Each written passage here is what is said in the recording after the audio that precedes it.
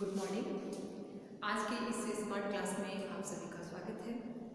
बेटा, जैसा कि आपको विदित है कि एमए फाइनल में आपके इस बार 5 पेपर होंगे और इन 5 पेपर्स के नाम मुझे ठीक से ध्यान तो नहीं है, लेकिन आई थिंक मैंने आपको बताए हैं। आप अभी सबसे पहले आज इस वीडियो में हम शुरुआत करेंगे, क्योंकि हम जैसे कि 5th पेपर को पढ़ भी रहे हैं। 5th पेपर का सिलेबस भी आई थिंक मैंने आपको नोट भी करवाया है। इसमें कौन कौन सी मोटी मोटी चीज़ें हम पढ़ेंगे, वो सब चीज़ें जानने के बाद आज हम सबसे पहले शुरुआत करेंगे इन आपके जो 5 पेपर हैं इनके नाम और इनका मोटा मोटा इंट्रोडक्शन, ताकि आपके दिमाग में जो एक बात चल रही है कि किस प्रकार से जो है कौन कौन से पेपर हैं, इसका क्या सिलेबस है, कैसे पढ़ेंगे। तो कहने का तात्पर्य ये है कि आपको किसी प्रकार की कोई चिंता की आवश्यकता नहीं है। बहुत ही आराम से, बहुत ही बेहतर तरीके से हम अपना सिलेबस कवर करेंगे। सो बेटा, मैं सबसे पहले जैसे कि मैंने ब्लैक बोर्ड पे अभी लिखा है कि आपका ये जो पेपर पंचम है, 5वां जो पेपर है, 5वें पेपर का मतलब आप समझे हो। 5वें पेपर का मतलब 4 पेपर आपने पीजी प्रीवियस में पढ़े और अब यहाँ फाइनल का पहला पेपर, और कंटिन्यूटी के हिसाब से पीजी प्री और फाइनल को दोनों को जोड़कर देखा जाए तो 4 पेपर के बाद ये 5वां पेपर है। मतलब ये हुआ कि 5वां पेपर जो है वो मैथ का पहला पेपर है। अब इसमें मैं आपको ये बताती हूँ बेटा कि 5वें पेपर में जो है वो सबसे पहले आपके 5वें पेपर का जो नाम है वो है, आप लिख सकते हैं, पेन और कॉपी, पेन और नोटबुक आप उठाओ और साथ साथ में लिखते चलो कि आपके इस बार जो आपको 5 पेपर मिले हैं इनके नाम क्या क्या हैं, और इनमें मोटा मोटा इंट्रोडक्शन में आज आपको दूंगी कि इनमें हम क्या पढ़ेंगे। तो इसमें सबसे पहले हम लोग पढ़ेंगे, आपका पहले पेपर का नाम है आधुनिक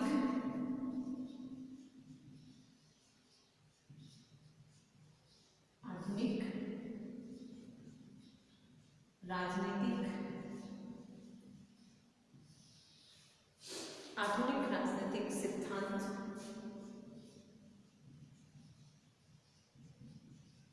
एवं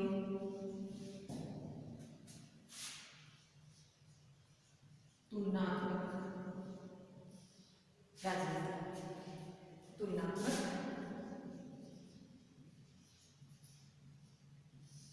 राजनीति, ये आपका 5वां पेपर है जिसमें हम कंप्लीट चीज़ें पढ़ेंगे। कौन सी? जो आपने बीए फर्स्ट ईयर के प्रथम पेपर में राजनीति विज्ञान के मूलाधार, आपकी किताब का नाम था बीए फर्स्ट ईयर के फर्स्ट पेपर में, और उसमें आपने मूल आधार में जो परंपरागत दृष्टिकोण, आधुनिक दृष्टिकोण, व्यवहारवादी दृष्टिकोण, उत्तर व्यवहारवाद, आधुनिक दृष्टिकोण, राजनीति विज्ञान का आधुनिकीकरण, उसका पाश्चात्यकरण, राजनीतिक व्यवस्था, राजनीतिक विकास, राजनीतिक जो है संस्कृति, ये सभी चीज़ें तो हम पढ़ेंगे ही पढ़ेंगे। वो तो सेम चीज़ें हैं, लेकिन अंतर क्या रहेगा? अंतर रहेगा कि जो भी चीज़ें हम पढ़ रहे हैं उनका हम कंपेरेटिवली अध्ययन इसमें करेंगे। चूँकि आपके पेपर का नाम है आधुनिक राजनीतिक सिद्धांत कौन कौन से हैं, और आधुनिक राजनीतिक सिद्धांत के साथ ही साथ इनका तुलनात्मक अध्ययन, तुलनात्मक राजनीति कि आधुनिक राजनीतिक सिद्धांत में कौन कौन से सिद्धांत बने और उन सिद्धांतों का हम किस तरीके से दूसरे अदर जो राजनीतिक व्यवस्थाएं हैं अदर राज्यों की, उनसे हम तुलनात्मक अध्ययन करते हुए इनको हम कंप्लीट करेंगे। इनको हम इस प्रकार से पढ़ेंगे। इसमें कुछ भी चीज़ें हालांकि नई नहीं है, वही सभी चीज़ें हैं जो आपके बीए फर्स्ट ईयर में आपने पढ़ी थी। लेकिन बेटा बहुत ही आपको मैं यूँ कह सकती हूँ कि दुख के साथ व्यक्त करना पड़ रहा है कि मेरी पीजी की बच्चियों को मैं जितना जानती हूँ उनमें अधिकांश जो है आपकी मेंटलिटी, जहाँ तक मुझे ध्यान है, उनमें यही है कि बीए फर्स्ट ईयर का कोई भी मैटर आपको अभी भी कुछ भी ठीक तरीके से याद नहीं है। हाँ, हो सकता है कि मैं आपको बहुत ही सिलसिलेवार तरीके से एक एक चीज़ को याद दिलाऊं, तो धीमी धीमी हल्की हल्की जो है याद याद आपको वापस से आएगी। वरना तो हम बहुत आगे चले गए हैं, हम तो एमए फाइनल में पहुंच गए हैं। अब बीए फर्स्ट ईयर की चीज़ों को याद रखने की हमें कहाँ फुर्सत है। लेकिन बेटा बहुत ही आवश्यकता है इस बात की कि पीछे हमने जो पढ़ा, जैसे कि अभी मैंने आपको बताया कि आपका पेपर भी एमए फाइनल और एमए प्रीवियस दोनों इस तरह से कनेक्टेड है कि पेपर भी 4 के बाद 5वां शुरू हो रहा है, पहला पेपर शुरू नहीं हो रहा है। समझ रहे हैं आप? कहने का तात्पर्य कि कंप्लीट पीजी आपका 9 पेपर के साथ कंप्लीट होगा। और ठीक इसी तरीके से उन्हीं सब चीज़ों को जो आप ग्रेजुएशन में पढ़ चुके थे, उन्हीं सब चीज़ों का दोबारा से रिपीटेशन जो है वो क्यों हो रहा है? क्योंकि आपका जो सिलेबस है उसको इस तरीके से बनाया गया है कि आप इन 5 सालों में जो सब्जेक्ट बढ़िया तरीके से पढ़ रहे हैं, उस पर आप अपनी समझ कायम कर रहे हैं, वो समझ आपको हमेशा आगे आने वाले जितने भी कॉम्पिटिशन्स हैं उनमें सब में आपका सहयोग करेंगे। कहने का तात्पर्य ये है कि आप इस प्रकार से समझें मेरी बात को कि बेटा विषय की समझ जो है वो ही आपको किसी भी प्रकार के कॉम्पिटिशन में सफलता दिलाती है। और कंपटीशन में सफलता दिलाने के लिए विषय की समझ, विषय के साथ आपकी रुचि, विषय के प्रति आपका लगाव और आपने उसको किस तरीके से समझा है, वो सब चीज़ें ही काम आती हैं। कहने को तो यूँ भी कहते हैं, करते भी हैं आप लोग कि इसके बाद मैं ये कोचिंग करूँगी, उस कोचिंग में जाकर के मैं ये पढ़ूँगी, नेट के लिए कोचिंग करूँगी, वो क्या होती है, 3rd ग्रेड की तैयारी करूँगी, 2nd ग्रेड की तैयारी करूँगी, इन सब के लिए मुझे कोचिंग लेनी पड़ेगी। अगर आपने बीए फर्स्ट ईयर से लेकर के एमए तक जितने सब्जेक्ट आपके पास थे, उन सब्जेक्ट्स को अगर आपने मन से अच्छे से समझ करके अगर पढ़ा है, उनमें कहीं आपने कुछ भी रटने जैसा नहीं करके उनको बहुत ही बेहतर तरीके से उनके साथ आपने अपना जुड़ाव रखा है, तो निश्चित बात है कि कोई ऐसा दुनिया का कॉम्पिटिशन नहीं है जो आपके लेवल के अकॉर्डिंग, आपके सिलेबस के अकॉर्डिंग जो चीज़ें आपने पढ़ी हैं उनके हिसाब से जो भी कॉम्पिटिशन है, उस कॉम्पिटिशन में आपको सफलता ना मिले, ऐसा मुमकिन नहीं है। निश्चित रूप से बेटा कहीं कोई कोचिंग नहीं है, कहीं कोई नोट्स नहीं है, आपकी अपनी स्वयं की तैयारी और आपका अपना विषय के साथ जुड़ाव ही आपको सफलता दिलाता है।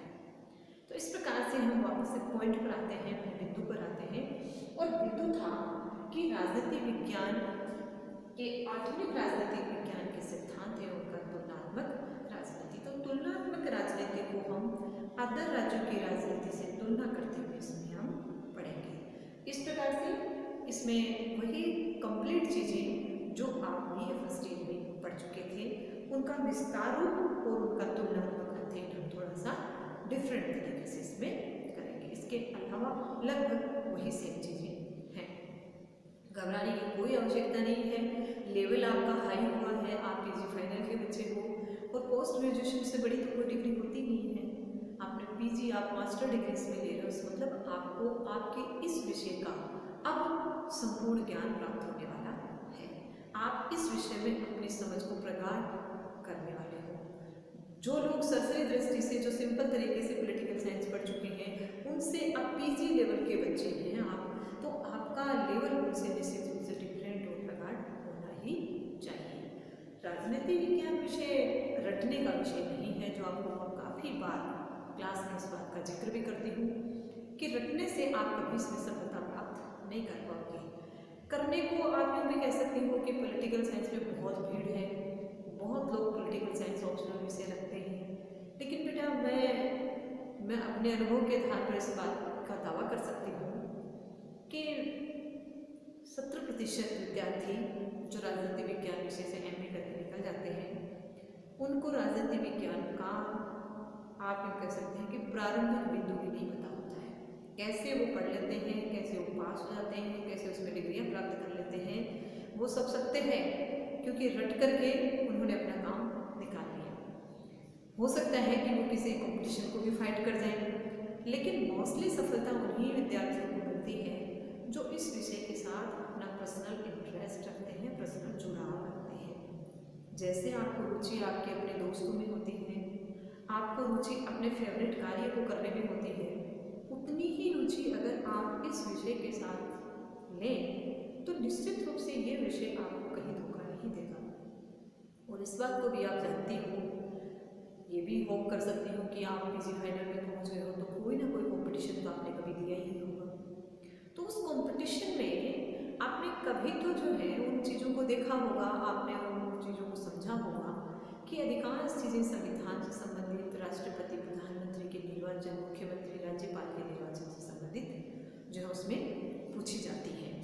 पंचायती राज से संबंधित अनुच्छेदों के बारे में कहने का तात्पर्य कि ऐसा कोई कंपटीशन नहीं है जिसमें पॉलिटिकल साइंस को छोड़ करके अन्य क्वेश्चन पूछे गए हैं। इसका भाग हमेशा शामिल होता है।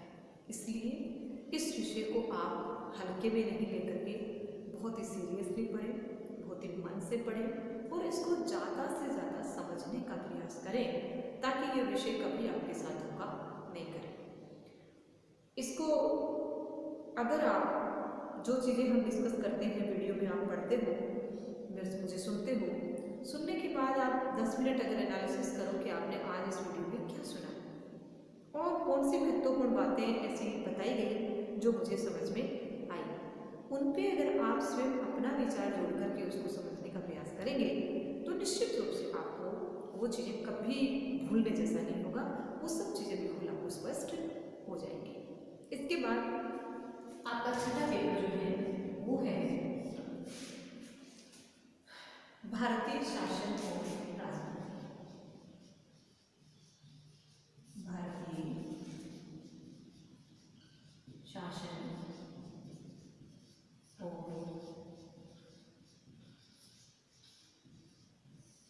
राजनीति। बड़े हर्ष के साथ मुझे बताना हो रहा है ये कि ये जो विषय है ये आपने कब पढ़ा, ये आपने कब पढ़ा, ये आपने पढ़ा बीए फर्स्ट ईयर में। और ये कौन सा पेपर था, फर्स्ट पेपर था। और ये भारतीय शासन और राजनीति, भारतीय शासन और राजनीति हमने याद कर लो, 1 मिनट मैं तब तक लिख देती हूँ। भारतीय शासन और राजनीति हमने पढ़ा था बीए सेकेंड ईयर और उसका सेकेंड पेपर याद आ रहा है कुछ। ये पेपर भारतीय शासन और राजनीति जिसमें हम क्या पढ़ेंगे, जिसमें हम पढ़ेंगे राष्ट्रीय आंदोलन से लेकर जो हमें स्वतंत्रता प्राप्त करने के लिए जो हमारे राष्ट्रीय आंदोलन हुए, उन आंदोलनों से लेकर के वर्तमान समय का हमारा नया संविधान, उसके बीच कितना स्ट्रगल हुआ, कौन कौन से आंदोलन हुए, क्यों वो प्रसिद्ध हुए, वो सब चीज़ें, भारतीय शासन हमारा कैसे हमें संविधान बना, संविधान में मुख्य बातें क्या थी, फिर वही प्रधानमंत्री, राज्यपाल, राष्ट्रपति, मुख्यमंत्री, नीति निर्देशक तत्व, मूल अधिकार, ये सब चीज़ें हैं। और उसमें लेटेस्ट करंट जो हमारे देश को चुनौतियाँ मिली हुई हैं, वो चुनौतियाँ भारतीय राजनीतिक दल, क्षेत्रवाद, कहने का तात्पर्य कि वो तमाम चीज़ें जो आप ये सेकेंड ईयर में सेकेंड पेपर में पढ़ चुके थे, वो का वो सिलेबस, वो किताब आपको इस बार पढ़ने को मिलेगी आपके एमए फाइनल के छठे पेपर में, अर्थात एमए फाइनल का दूसरा पेपर, और वैसे देखा जाए तो वो आपका छठा पेपर होगा। इसमें आप ये सब चीज़ें पढ़ेंगे। आई थिंक आपको इस बात को जान करके भी काफ़ी खुशी मिल रही होगी कि ये सब चीज़ें एक बार आप बहुत अच्छे से पढ़ चुके हो। देखो, अगर बहुत अच्छे से पढ़ चुके हो तो निश्चित रूप से आपको आपके एमए फाइनल में परसेंटेज गेन करने में बिल्कुल दिक्कत नहीं आएगी। निश्चित रूप से मानकर चलिए कि आपने बीए सेकेंड ईयर में यदि 60% नंबर प्राप्त किए हैं तो इस बार इस पेपर में आप 100 में से 75 और 80 नंबर ला सकते हैं बिना किसी दिक्कत के। ये मेरा दावा है आपसे, लेकिन पढ़ना आपको पड़ेगा, पढ़ाऊंगी मैं। इस तरीके से अगर हम अपना जुड़ाव एक दूसरे के साथ रखेंगे तो 100% आपको कोई नहीं रोक सकता कि इन दोनों पेपर में आप 100 में से 75 आपको 80 के बीच में नंबर ला सकते हैं। 5 पेपर हैं और 5 पेपर में अगर 75 और 80 के बीच आपके नंबर आते हैं तो मान कर चलिए कि आपको 75% बन जाएंगे। प्री में आपको पेपर नहीं देने हुए, आप प्रमोट हो गए। हालांकि ये खुशी की बात नहीं है, ये बड़ी दुख की बात है, क्योंकि आप पीजी प्रवेश से अपना आकलन कर पाने में सक्षम करते हैं, आपको पता ही नहीं लगा कि क्या कैसे किस प्रकार से पेपर अटेम्प्ट करते हैं और अटेम्प्ट के तरीके से कितना मार्क्स उसमें आपको मिलता है। ये अगर चीज़ आपके साथ होती, आपको ये अनुभव होता, तो निश्चित रूप से आप इस बार और अधिक उसमें सुधार कर पाते। लेकिन कोई नहीं, कोई कोरोना का क्या कर सकता है, इसलिए इन हालातों में आप निकल गए बाहर। अब हमें इस बार की अपने परीक्षा को पूरा फोकस करना है और फोकस में आपको इन चीज़ों को ध्यान रखना है कि 70 और 80 के बीच में मुझे हर एक पेपर में नंबर लाने हैं। मानकर चलिए बेटा कि अगर आपको 70% नंबर पीजी में आते हैं, और मैंने देखे हैं ऐसे बच्चे, आपसे जो सीनियर लड़कियां थी, आप एक अपने कॉलेज में 2 पढ़ रही हैं, जिनको 72 और 73% बने हैं, उनका पीजी प्रवेश जो था उसमें 65 अबव नहीं थे वो, लेकिन उन्होंने इतना गेन किसमें किया, एमए फाइनल में किया। इन 5 पेपर्स में उन्होंने इतना गेन किया कि उनके परसेंटेज काफ़ी जंप कर गए। आपको भी कुछ ऐसा ही करना है। वही बात मैं बार बार आपको दोहराऊंगी कि आपको हमेशा लिख कर तैयारी करनी है। जो चीज़ें आप मुझसे समझते हैं, जो चीज़ें आप वीडियो के जरिए अपने बुक्स के जरिए पढ़ते हैं, उन सब चीज़ों को पढ़ने के बाद आप अपना एनालिसिस तभी कर पाएंगी जब आप हर एक बात को जो आपको समझ में आई उसको लिखेंगे। लिख करके आप अपना आकलन करें कि आपको कितना प्रतिशत ठीक से लिखना आया, क्योंकि लिखने की प्रॉब्लम सबसे अधिक होती है और पीजी में लिखने का तरीका, आपकी भाषा, यही सब चीज़ें देखी जाती हैं। इसके बाद बात करते हैं आपके पीजी के तीसरे पेपर अर्थात 7वें पेपर की बात। ये आपका 7वां पेपर है आपका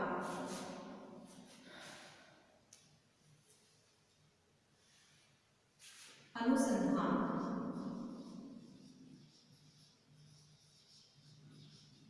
प्रविधि।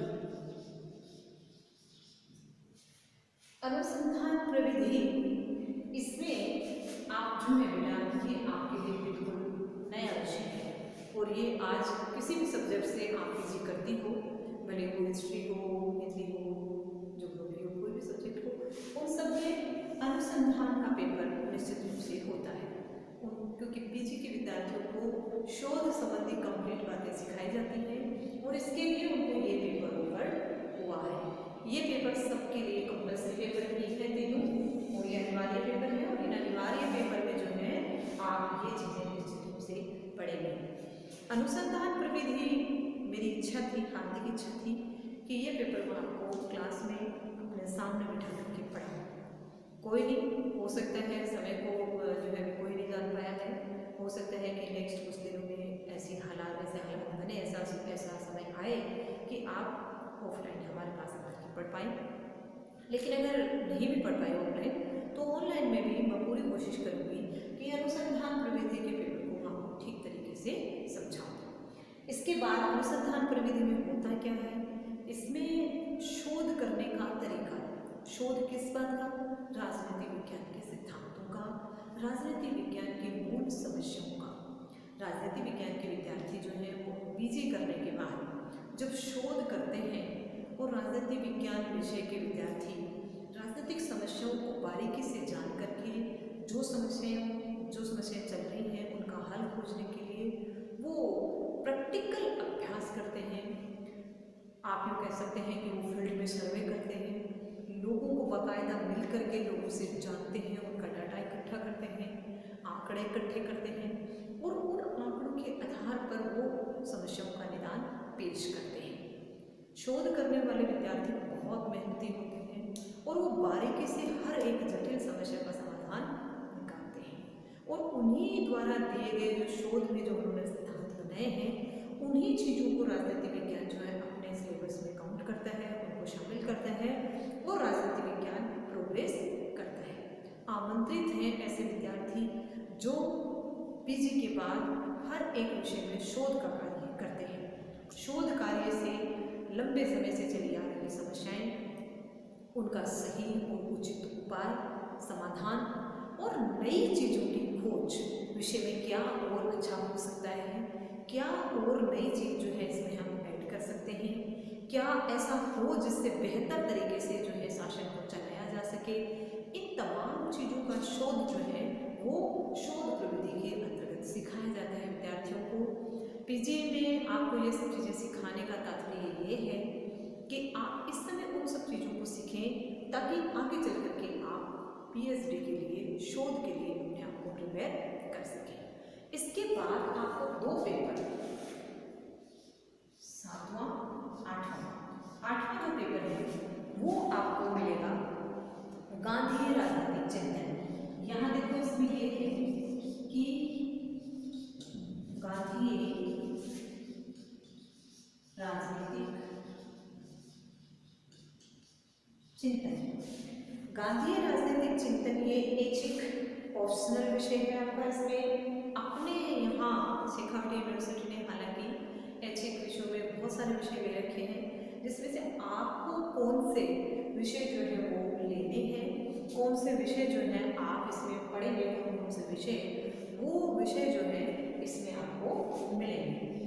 तो इसमें एक आपको गांधी राजनीतिक चिंतन का पेपर ऑफर्ड मिलेगा और एक नया पेपर है वो जो है वो आपको वही मनु कौटिल्य वाला पेपर भारतीय राजनीतिक चिंतन वाला जो इसमें मिलेगा।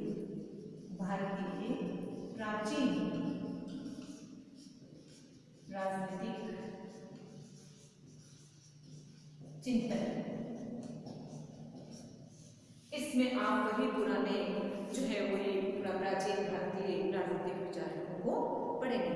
तो इस प्रकार से ये आपके 2 पेपर हुए ऑप्शनल और 3 पेपर हुए आपके कंपल्सरी। इस प्रकार से ये 5 पेपर प्लस प्रीवियस के 4 पेपर, 9 पेपर से मिलकर के आपका ये जो है पूरा होता है। अब मैं आपको इतना बता दूं कि हम इसमें पढ़ चुके हैं आपका जो आधुनिक राजनीतिक सिद्धांत और तुलनात्मक राजनीति वाला पेपर है, अर्थात 5वां पेपर है। इसमें हम कुछ चीज़ें आई थिंक पढ़ चुके हैं। आप पिछले वीडियो को थोड़ा सा रिवाइंड करें, उनसे याद करें। और अभी मैंने लेटेस्ट जो अभी आपको वीडियो एक भेजा है उसमें मैंने आधुनिक दृष्टिकोण की बात, आधुनिकीकरण की बात की है, आधुनिकीकरण और पाश्चात्यकरण। कल हम सेपरेट जो है वो पढ़ेंगे राजनीति विज्ञान में आधुनिकीकरण, राजनीतिक आधुनिकीकरण क्या है ये आई थिंक मैंने आपको बताया है पिछले वीडियो में, और राजनीतिक आधुनिकीकरण पाश्चात्यकरण में अंतर ये हमारा हो चुका है। और अब नेक्स्ट वीडियो में हम बिल्कुल अलग तरीके से पढ़ेंगे राजनीतिक आधुनिकीकरण की मूल विशेषताएं कौन कौन सी हो सकती हैं और कौन कौन सी ऐसी बाधाएं हैं अर्थात हम राजनीतिक आधुनिकीकरण का मूल्यांकन किस प्रकार से कर सकते हैं। ये तमाम चीज़ें हम पढ़ेंगे कल की वीडियो में। तो आज बेटा इन पेपर के इंट्रोडक्शन के साथ ही आज का वीडियो समाप्त करती हूँ। थैंक्स। कल हम